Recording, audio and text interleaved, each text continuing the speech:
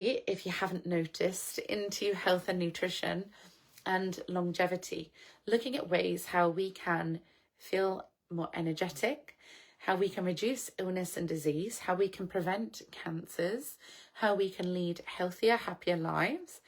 I very much appreciate the alignment of the body, mind, and soul. And for me, I like finding things that elevate my life, that make me feel better on a daily basis.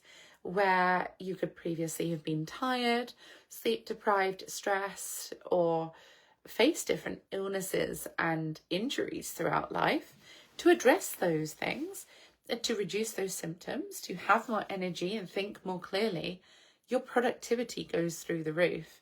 It's like filling your car with petrol versus filling your car with sand. You know, when everything functions as it should, we are fine-tuned machines. We are capable of so much.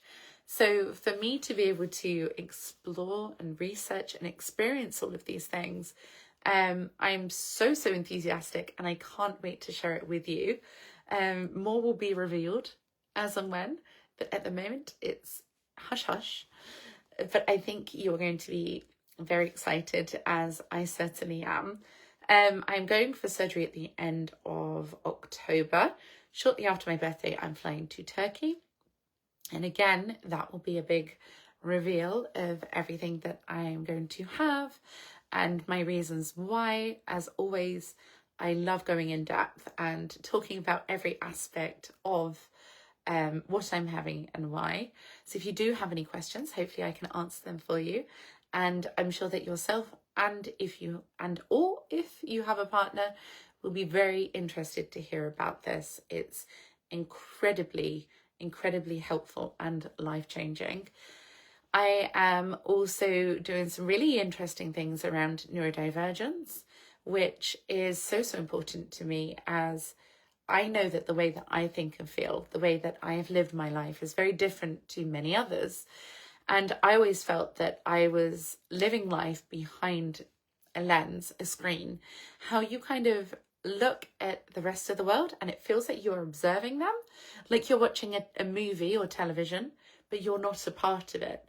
And I've always felt this strange detachment, that the way that I think and feel is abnormal to others.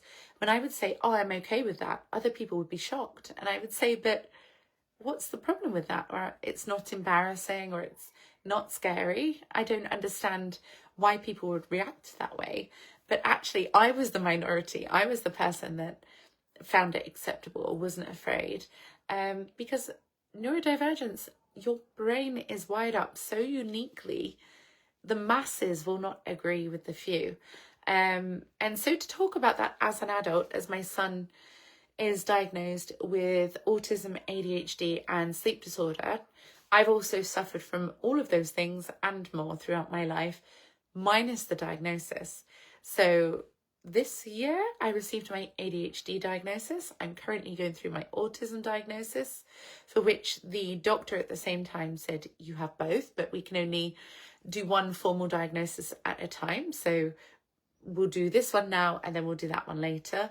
And also looking at sleep hygiene. When you have a very overactive mind, I'm constantly thinking, I'm constantly doing, I'm a very energetic person. Definitely my lifestyle fuels that. When I go to the gym and I'm lifting weights, my body is very capable. My mind is just ripe and ready constantly. So learning how to master your own body, mind and soul to get the most optimum health and performance with your time, with your mindset, with your base rate of happiness. How can you make life amazing? And what does that look like for the individual? So lots of research and experiences coming up that I can't wait to share with you and be a part of. Scrolling your comments, Mom says, come to my city, you will love it. Many people come from the UK and the USA. Oh, incredible. Absolutely.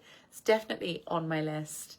Amzad says, beauty queen. Oh, thank you.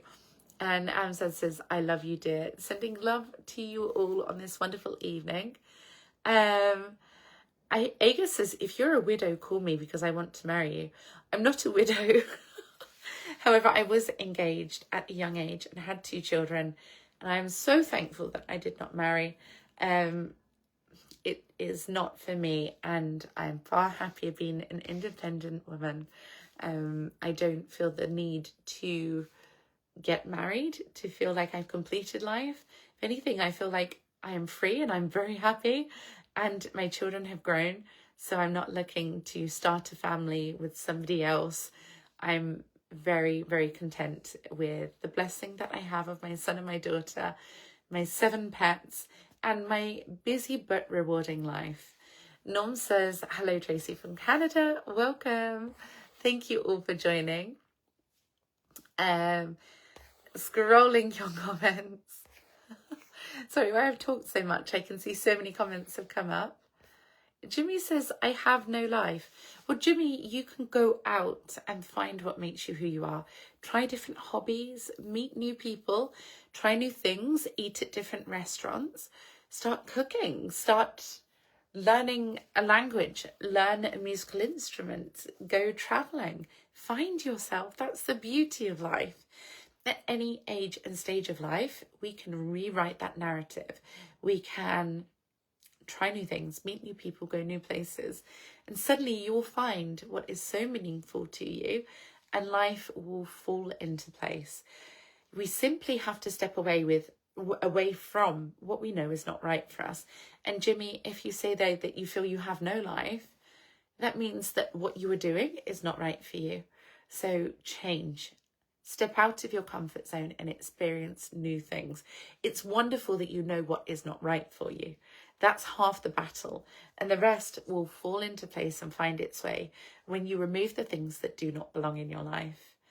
So I wrote today, this morning, a post from a magazine, Malvi magazine in France, where I had a photo shoot wearing newspapers.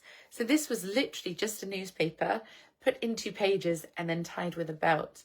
But the meaning behind this, the metaphor for this, was how we are perceived. Just as news outlets can write about the very same piece of content with very opposing views, a conflict of views, if anything. And whatever you were exposed to in the media, you may then take on that same train of thought. So if somebody says that a football event was awful, you may then say, oh, this awful football event. But to the other team who won would say, this wonderful football event, it's the best thing ever. They played the best they've ever played. Depending on what side you support, that very same event will be the entirely different experience.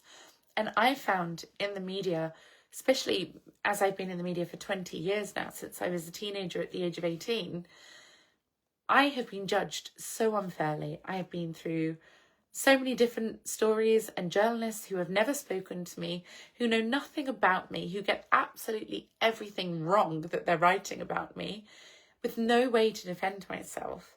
And it's very disheartening. There are very judgmental people in the world who don't take the time to do their research, who don't take the time to send an email or pick up the phone and say, hey, we saw this